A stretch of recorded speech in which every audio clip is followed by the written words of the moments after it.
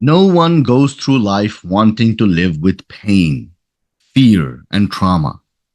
But for many, this is not a choice. Many have had incredibly unfortunate things done to them, and some have trouble understanding how to live with it, and perhaps maybe even move past it.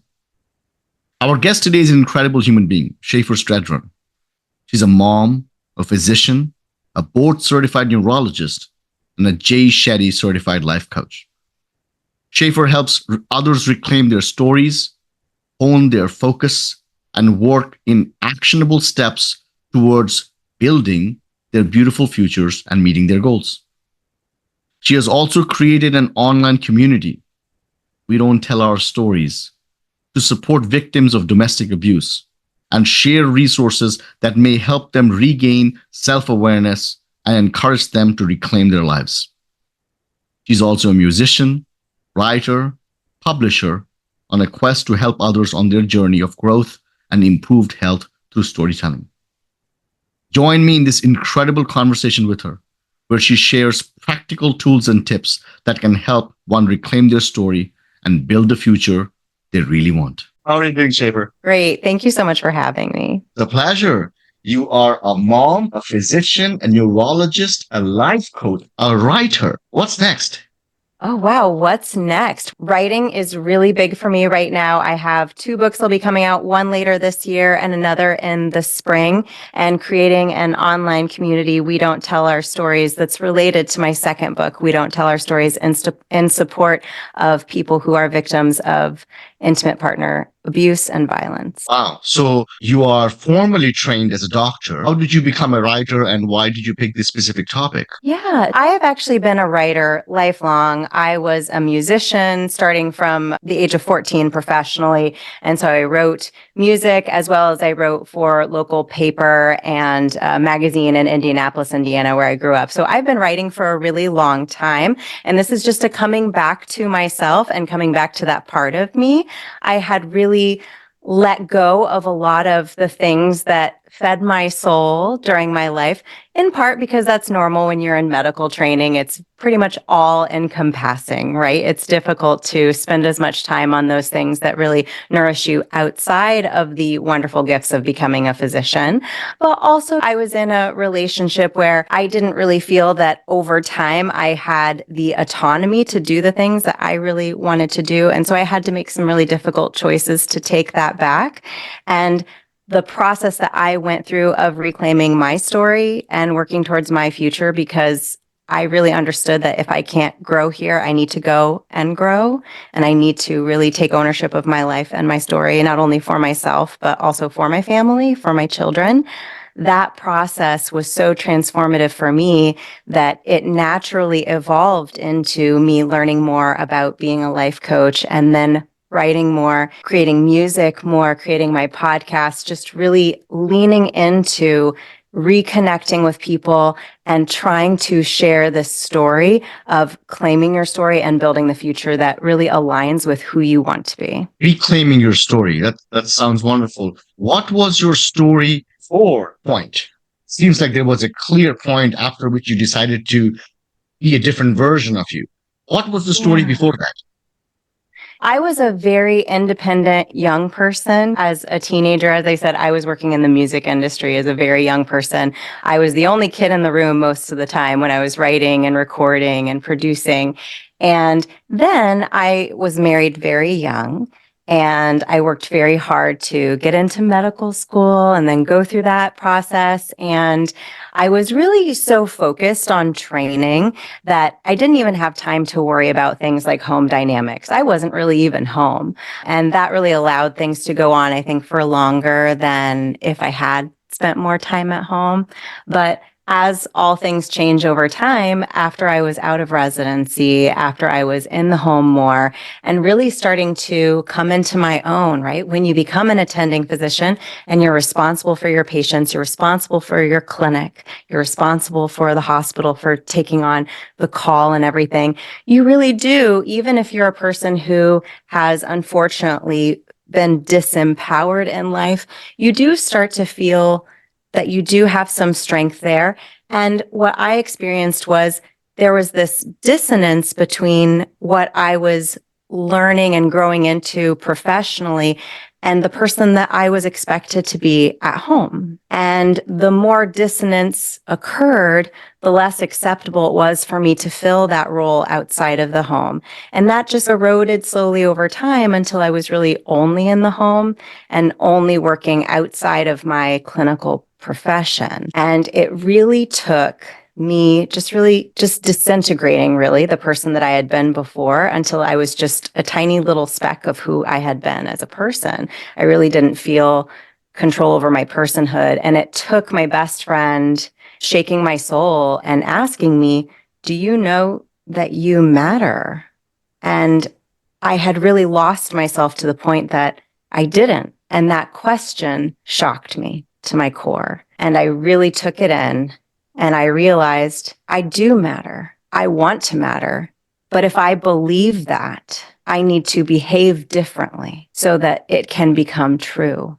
And I had to do a lot of difficult work on my mindset and make difficult decisions for my environment so that it could be true and that I could grow into being that person. And that journey for me was so important and so transformative that for me, my mission became trying to help others also reclaim their story and simply trust themselves and live the life that they really want to live and not allow anyone to force them or push them into a box they don't fit in, to seek belonging to themselves and then bring that energy to the world. Wow. When I think about you as you talk about your journey, you are young, you are into music, you are doing amazing things, you are smart, you go to get into medical school, you're a physician, you're a neurologist. This point in life, in your story, you have accomplished things that most people desire to accomplish, dream to accomplish. Some people might be looking at you in the past, just having heard about you, thinking, I want to be like her. She's strong and powerful and smart, and she's so accomplished in her field. How did that person become so little that she forgot that she mattered? What happened? Yeah, it's a great question. And I think there's a gift that you can give yourself of self-awareness and self-regulation that I don't know if it's cultural or if it's a family system issue, but many of us grow up from a very young age and we take it into early adulthood, this fixation on regulating the world around us or the people around us, seeking validation, seeking approval through becoming a doctor or going into the profession our parents want us to, perhaps, or going into the profession that makes a lot of money because then maybe we'll find a partner that will respect us because we have that power, right? There are all sorts of ways that we seek external approval and we go along paths that aren't necessarily in alignment with who we are because we are from the very beginning trying to regulate our environment. And I think something natural happens. And we used to call it a midlife crisis, but I think it's just a natural awakening of the self. You've gone through so much, you've learned so much, you realize how much time you've wasted on trying to fix everything around you. And now that you realize that time is gone, this time I have left is precious. How am I going to spend it? And it starts with figuring out how to regulate yourself so that you're not always expending all of this energy on your environment because it's such a waste of energy. If you could just say, what do I want? What am I going to do today to move me towards that goal? How will I hold myself accountable? When do I expect a result by? Okay. So if you would do that for yourself and put that much energy into yourself every day, just a fraction of all the energy you've been really trying to control your environment in a year, I promise you're going to look back and think, oh my goodness, I had no idea I had so much control over my destiny, over my personhood, and I am so much closer to the person I want to be. And I have shown myself that I will make it there eventually to the person I dream of because I have shown myself through actionable steps that I can do this. And I couldn't fix everything around me. That was a losing game, but this is a winning game and I'm here to play and I'm not going to give up. That's a wonderful attitude and a way to think about things. So, someone is listening to this podcast. We don't know what state of life they're in. They're unhappy. Maybe they're feeling not fulfilled, whether it be by their career choices, whether it be by their relationship choices. What is the first thing you would tell them to do if they're in a situation they want to get out of it? What's the very first step? Listen to yourself. Ask yourself, what do I want to do? And unfortunately, if you're that far away from yourself, right? If you have really gone on that path so far away from yourself and you're feeling lost, the first answer to that question may not be an honest one. And that's okay. I want you to challenge yourself then. Okay. No, but what do you want to do? And then there might be an excuse. I want to do this, but, and this is something I call with my coaching, the but wheel. So we can go, but. So I want to change my career. I've never done anything else and I'm too old to retrain. So this is what it is. Or we could say, I want to change my career and I'm 47, right? But I've pivoted before. I've changed courses before. I know I can do this. I know I want to.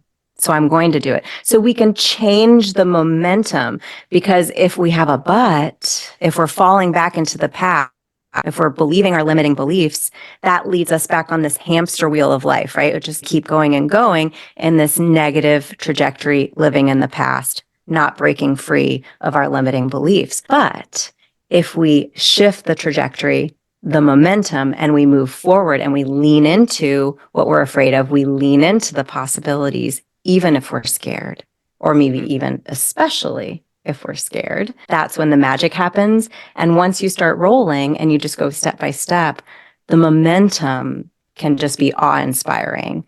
And I can say that I'm certainly evidence of that.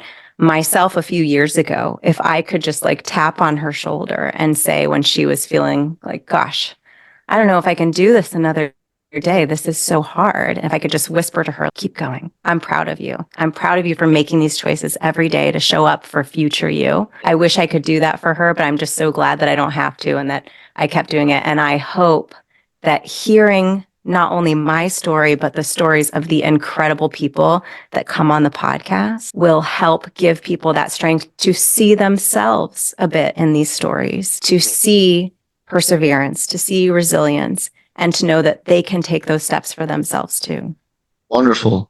Sometimes, in my experience, when I'm working with people, friends, family, clients, we know logically, intellectually what we need to do, but somehow we're not able to come to terms with it emotionally. It could be due to fear. That could be due to certain norms that we just have to fit in like a pretzel, right? How do you reconcile that? Because some of these emotions, especially fears, they might be ingrained in us for years and years, for decades. How do you start undoing that? Yeah.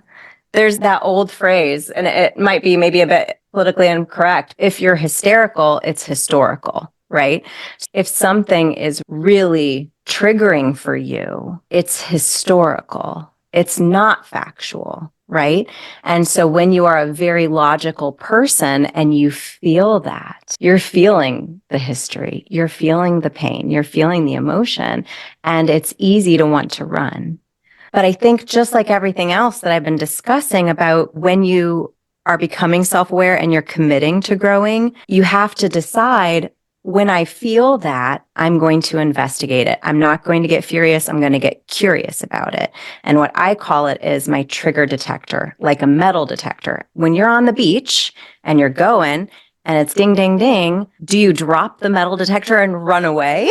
No. You dig in the sand because you're on to something, and your emotions are the same. When you feel triggered, when you feel those emotions boil up, you can either run away, which won't get you to the heart of the matter, or you can dig and you can explore and get curious and lean into it. And then when you survive that, you have a data point that says, yeah, I was scared and I did it anyways. And now I can do the next thing anyways, and I can tackle bigger and bigger fears. And I can learn to sit with and study my emotions and do something with them. Like they're your trigger detector, right? You are on this adventure with your emotions. They are your nervous system telling you something really important about you and your environment. So it helps you to not be afraid of them, but to basically be in partnership with them and stay curious. So we talked about the butt wheel. That's a tangible tool that you offer. You talked about the trigger detector. I love the analogy of freaking on the beach and it starts beeping. What do you do with it? What's the next tool? That's beautiful. So it's an excellent question. And that's why I start the process with saying you need to reclaim your story. So that doesn't mean that you need to carry your story around like a backpack anymore, which is what you've been doing, right? It's been this heavy thing that you're lugging around and you've got all these explanations. And if someone asks you a question, why'd you do that? You might try to defend your decisions. And it's just this really arduous process of any time you go to face your fears, right? But instead of doing that, you're going to reclaim your fear. You're not going to defend yourself. You're not going to explain yourself. Trigger detector goes off. I'm afraid of that. And like you said, okay, I've already done some work. I understand that it goes back to some inner child work I need to do, right? It goes back to my family system. It goes back to these beliefs I developed based on who I felt I needed to be as a child to survive in my family dynamic at that time. And I've been carrying around those ways of interpersonally connecting with people my whole life. Maybe it worked at home, maybe it didn't. Because remember, we formed these habits when we didn't have the frontal lobes that we have now. They weren't fully developed. So we're still using these old habits of trying to relate to people, but we're not connecting. We're disconnecting, not only from the people around us, but from ourselves. And that process is a really individualized one-on-one process, right? And it requires just really curious questions, one after one, paring it down, getting really direct, really simple, and getting out of that habit of over-explaining even to or justifying your feelings, and just getting down to the heart of the matter and deciding how you want to move forward, and deciding, one, forgiving yourself if you do have some habits that aren't serving you and you have been using them, accepting that this is why I got here. I'm claiming this. This is why I behave this way. But now I can reframe it because now I've learned other things. I'm older. I'm wiser. I have this gift of regulation of my nervous system, and I can choose differently. I'm allowed to edit my story. My story wasn't written when I was 7. I love that. The analogy you're using of carrying around that backpack, it's so visual. It reminds me of a conversation I had with somebody on a similar topic, and she referred to it as a trauma wallet. It is a wallet that we are carrying with all these credit cards. There are all these traumas that are inserted in it. And sometimes when you're faced with a difficult situation, we just flip open the wallet, and whether it be for others or whether it be for us. And it's so hard to imagine what it is like to be in that person's shoes, because sometimes they're not consciously doing it. They've been doing it for such a long time. Right. It's becoming unconscious behavior. My next question, as you're saying it, continue to say it as reclaim your story, not rewrite your story. Is that? It is, because you can't really rewrite what's happened to you. You can claim it. You can claim every challenge. And this is actually something I made a funny reel about this week, because we had something funny happen to us as a family this week. Our car was hit by our sweet city trolley, probably the first time. And we weren't in the car, fortunately. It wasn't a big deal. We were in another business and we ran out and the kids saw the trolley. They've never ridden it before. They were so excited. They run up on the trolley, right? And it takes an hour to ride this trolley. And so I say to the driver, do you mind if I go grab their water bottles? They're just in our car. And he says, oh, is that your car? Oh, we've been looking for you. I'm so sorry. I need to talk to you. And so he goes outside with me, and my white car is now also red and green because he was trying to actually avoid an illegally parked car, and he hit my car trying to wiggle around them. And then what happened was, I've promised my kids a ride on this trolley, right? Okay. We're riding the trolley. Everyone's having a jolly good time and it's all lovely. And only towards the end of this ride do the kids realize, oh, he hit our car. Oh my gosh. But it goes back to, could I have been mad about it? I guess I could have. Was I avoiding my emotions about it? No. At the end of the day, it's a thing. No one was hurt, thank goodness. And it's a pretty darn funny story. And that's a really silly little challenge. Yeah, it's going to be a little bit of a pain, but it's not a big deal. But anything that happens to us, when I am a guest on podcasts and I'm talking about some really challenging things that have happened to me in my life, the thing is, the natural response for me, because of where I've come in my healing on that butt wheel, is forward momentum. So it's, yeah, this thing happened to be. But you know what? If that didn't happen, this other thing wouldn't have happened. I wouldn't have grown in this way. I wouldn't have ended up where I am now. Was it painful? Yes, but we have to go through pain to grow. They're literally called growing pains for a reason. And I don't want to stop growing. So I'm going to have to keep going through things. Yeah.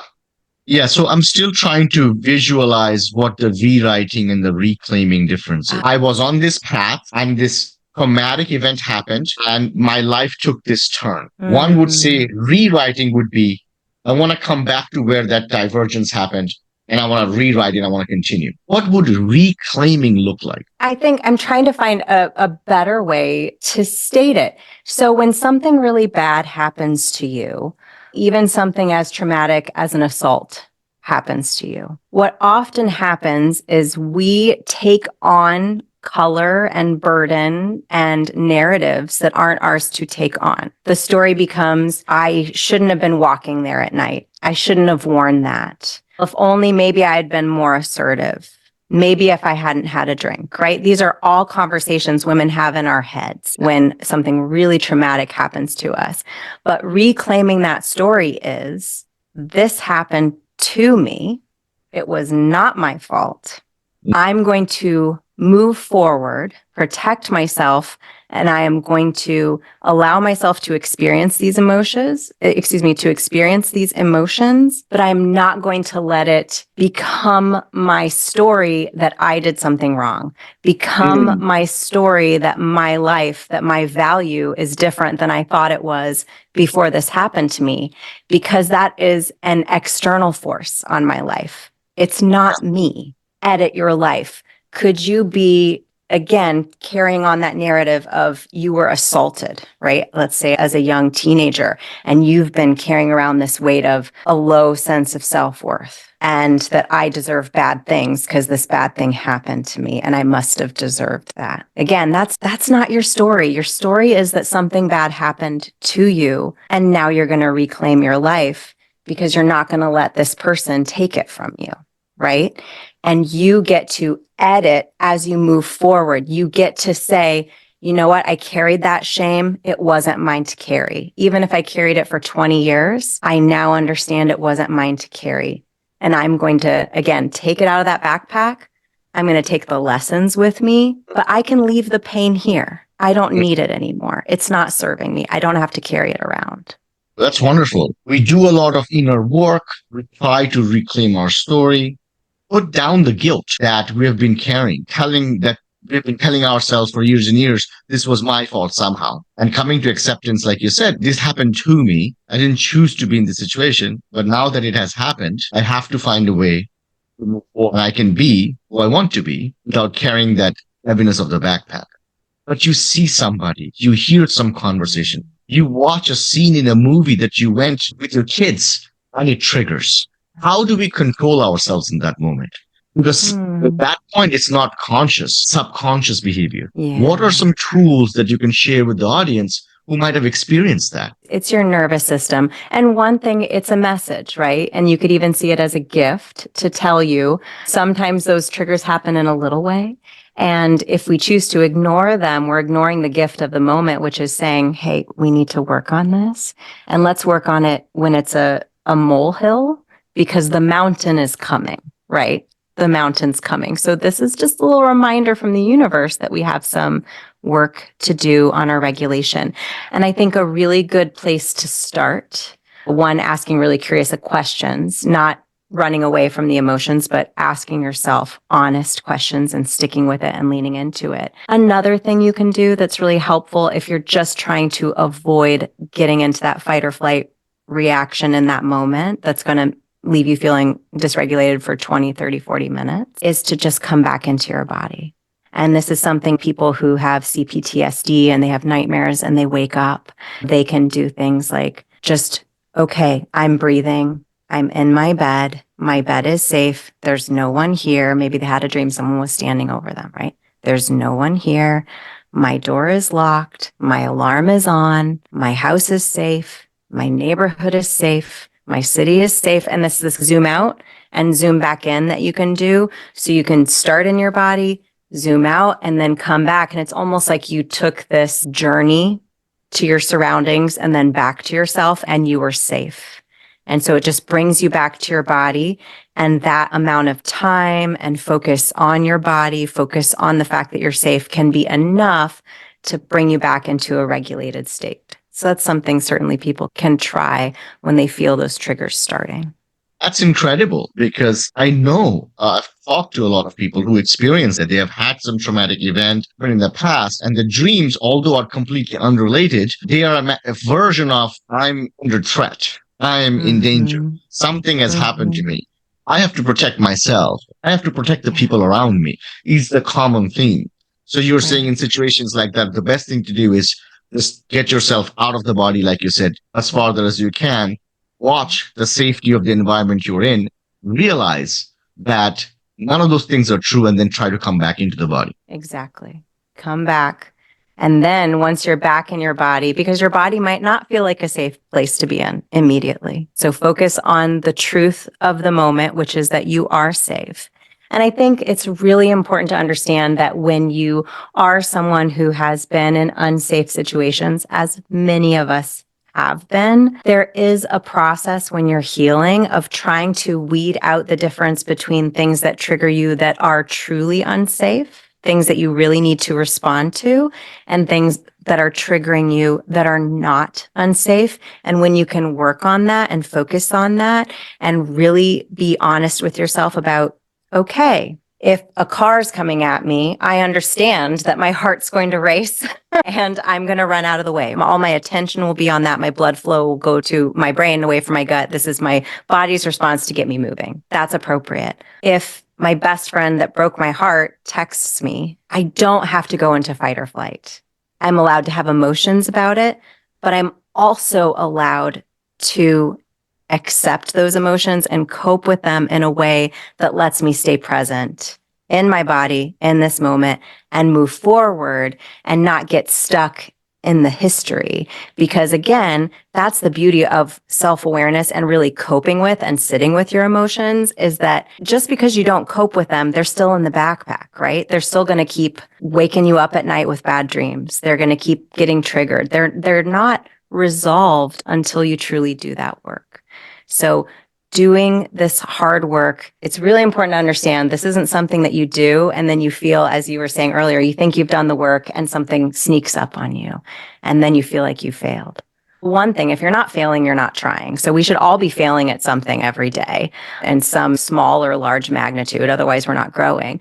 But it's okay for this to take a long time because that means you're really doing something worthwhile. So don't be disheartened by failures and setbacks. They're just lessons and you can learn from them. So just keep going and keep pushing yourself. Let's come at this from a different angle now. We talked about a traumatic event has happened. Maybe multiple things have happened. It has shaped you to be a different type of person than you truly intended to be years ago before that event. And now the processes and the tools and the techniques you're discussing is allowing one, empowering one to be able to reclaim their story. Are these also applicable? How are they different? How are the same for someone who is young, maybe a mother or a father listening to this who has a teenager and they don't want them to have to go through a traumatic experience to come to the realization in life that I need to reclaim my story? What was the moving forward process looks like without having to undo the trauma or without having to get to a point where it's so bad that it's that challenging? What do we have control over, right?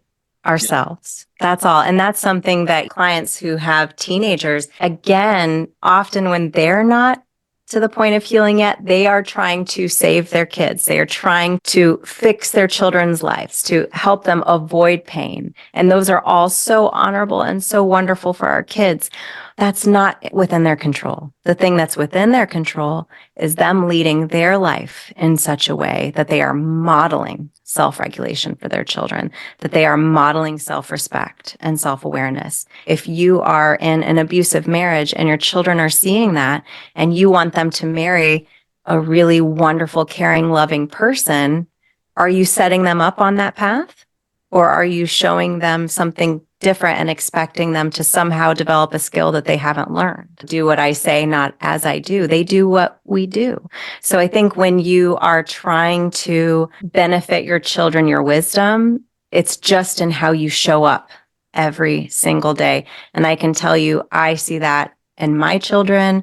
My oldest daughter is an author and she's a podcaster and she's a philanthropist. She's doing so many incredible things. And in part, it's because she sees me doing it and she says, "Oh, that's interesting. Can I do that too?" And we say, yeah, we can do that. How does that look to you? How would you like to accomplish that? What are our goals? And I use those as opportunity for her to see the power of her choices, the power of her voice. And the intriguing thing for me is when she goes and does her interviews on podcasts and on television to promote her work, that is what she always returns to when she's asked about why she does what she does. It's because she wants to encourage other young people to understand how powerful they are and how strong their voices are, and that they can choose how they want to show up in the world, and how writing her books and doing her philanthropic work has been revolutionary for her for just coming of age and recognizing her agency and her power.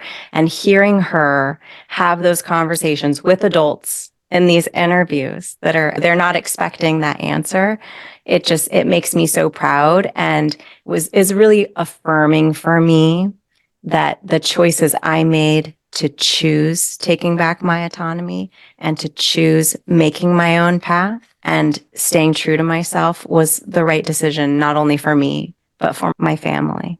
Yeah, and that's the wonderful thing. Yeah, and exactly. It's by reclaiming your story helped your family incredibly, and perhaps they wouldn't be this version of themselves if you hadn't. And there are so many parents out there, so many of us who look at our lives. Obviously, we think the worst of ourselves, and we want our children to be the best version of us, do not have the anxiety or the stress or all these mistakes that we have made or all the ugly bits that we think exists within us. And we're trying to protect them, we're trying to guide them. And like you said, children look at us, learn from us the way we are instead of just hearing the words, because it's modeling. Love it. Yeah. And they need to see us mess up, and they need to see us say, wow, I was really frustrated. I acted out of my alignment with my values, right? I acted in a way that I'm not proud of. Can I try that again? Because then they understand they're allowed to make mistakes. Because when you don't feel like you're allowed to make mistakes, then comes in shame. Then comes in a life of, again, focusing on approval externally instead of focusing on staying true to yourself. So I think, again, that's how we help try to skip some of the really big issues when we empower young people to understand their agency and to understand that it is truly their life and they have to choose how to live it. And I think that they will, because they respect themselves and their time and this one life they have, they will make better choices because they're not trying to impress anyone else but themselves. They want to make sure that at the end of their life, the end of this year, at the end of the day, that they can go to sleep and know, I showed up for myself today, because they've learned that their job isn't to impress anybody else. You said you have the first book published, and now you're working on the second book. Let's talk about your books. What was the area of focus on the first one, and what's different in the second one? Yeah. So my first book is actually a children's book, and I'm waiting actually on the illustrations to be completed. And that's The Boy and His Brightly Colored Blocks. And that's a story about a little boy who's neurodivergent, and he's going about his day, and he is experiencing all of the really big frustrations that a little 3-4-year-old boy will experience when he has to eat food he doesn't like, or maybe mom didn't take the crust off, or she put it in the wrong location, or it's in the wrong cup. or I got dirty, now I have to take a shower. I don't like showers. I don't like being wet, that sort of thing. And he's having all of these dysregulated moments throughout the day. And the mom is showing up in a very calm, peaceful way, trying to lend her state rather than joining him in chaos. She is just giving him the space to, one, be himself. He's not being scolded for being upset, but he also has a different tone that he can choose to lean into if he so chooses. And what happens towards the end of the day is the worst thing possible happens. And that's his brightly colored blocks topple over, which is about the worst thing in his little world. But because all day long, he's seen over and over that when something bad happens, he can focus on just fixing it and moving forward. That's what he chooses to do in that moment. And not only is the mom just so excited that he looks at her and says, "It's okay, Mom, I can just do it better next time." Not only is he gifted that regulation, but the mom knows, okay, not to listen to all those external voices telling her, "Oh, you need to discipline them differently. You need to send them to their room," even though they're not in a neurodevelopmental way for that to be appropriate, right? They're not old enough. They don't understand. So she learns also, okay, I'm on the right path. I'll keep going and I'll keep providing this safe, loving space for my child. What was the inspiration behind the story? I have a son who is very reactive to things that he doesn't expect or he doesn't like. And certainly I had to do a lot of inner child parenting and a lot of listening to my own triggers to learn how to cope with his really big responses to things. And I was really inspired by seeing his development through providing that to him to write this book, because we often don't have anyone in our world that's saying, keep going, that's not offering unsolicited advice about a situation they don't really understand because they don't understand your child like you do. And I think it's just important to say, okay, Mom, best, you're doing your best, keep going. And that was really my goal with the book. What's the next book about? So the next book is going to be a totally different tract. So this is We Don't Tell Our Stories, and it is related to my online community, my website, www.wedon'ttellOurStories, and my Facebook group and TikTok to that nature. And it's about just sharing those stories that have been hidden in darkness, bringing them into the light, and trying to encourage victims of domestic abuse and violence, that there is no safety in silence, that we have to use our voices. We have to do it safely, but we have to use our voices. Yes, we will absolutely put all of these links in the bio so anybody can join your Facebook group and follow you on TikTok and go to your website and perhaps talk to you if you offer those options. I know there's people who are looking for this type of help. Many of us suffer in silence. We live a life of quiet desperation where we don't really know what to say or what to do. And sometimes keeping your lips tightly bit is the only thing we can do. So I think you're doing a wonderful thing with sharing these resources, because those who are listening to it can definitely avail of them. You're a mom. You're an author. You are changing lives actively of women around the world who are suffering some heavy stuff. How do you maintain that level of performance every single day? Yeah, it's leaning into your purpose. For me, it's not really, it doesn't feel. And when I think about things, because my husband and I will talk about this, what would we want to do if we had some time off, which we're always working when we're together. We have a publishing house together, so we're always doing some endeavor. I don't want to take a day off. I love what I'm doing. It just doesn't appeal to me. I want to take time with my children, and we do that when we're together. We are fully together and fully present, and we really lean into the things they want to do.